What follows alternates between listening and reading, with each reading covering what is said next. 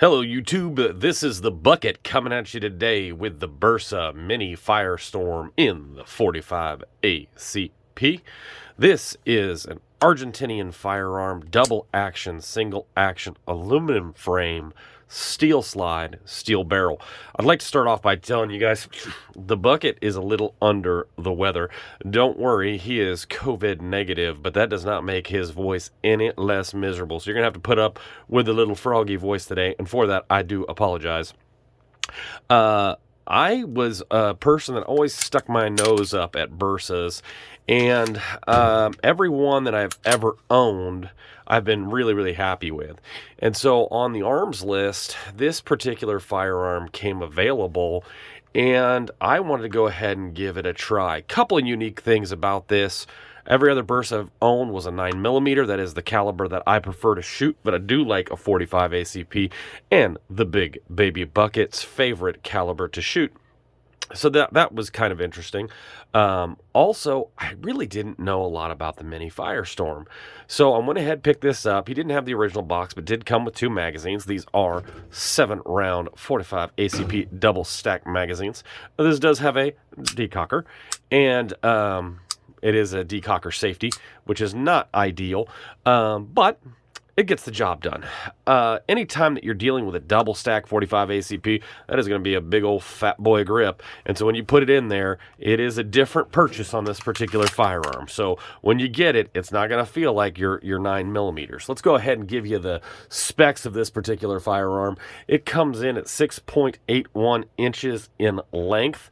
In the width, it's 1.46 inches. That's a fat boy right there if I've ever seen it. 5.08 inches in its height.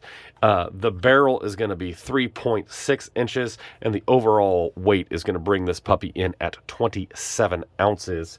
So I talked a little bit about the ergonomics of it. It is a fat boy grip. There is a little light ledge right here for you to get your thumbs on. If you have fatter hands, you're not going to have as tight of a purchase as you might want.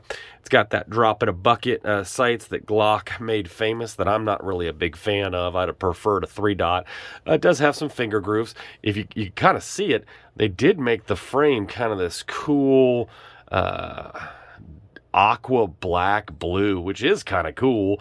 It has a wraparound plastic grip, and seems to be all right.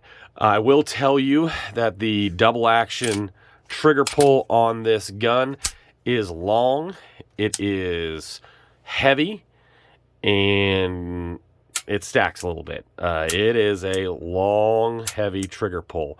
Now, that being said, you get to that single action. Ooh, that was short. That was a short reset trigger right there if I ever saw it. Then you go ahead and more pew. So the single action is going to be really nice, but definitely if you're going to purchase this and think about this for conceal and carry, you're going to want to master that double action trigger pull before you start carrying this puppy, because it might take a little bit of getting used to for sure. One of the things that so when I look back to the history, and you've seen a bunch of my videos on Bersa, so I'm not going to talk about the company. These came out before the ultra compact Thunder series. I've seen conflicting stuff, like these came out in the late in the 90s. When I go to Genetron.com, they say this was sold from 2002 to 2009. So you're getting some conflicting stuff. There's just not a whole bunch of literature. I saw a forum on Bersas that said this is inspired by the M88 Walther. I could see why they would think that. I don't see enough. I mean, this is a classic Browning tilting barrel design, to the point where kind of looks like a lot of firearms, but doesn't look identical enough to really be like a direct copy. So I could not find a lot of literature on it, although I will tell you it is a lot like the Thunder style 9mm pistols.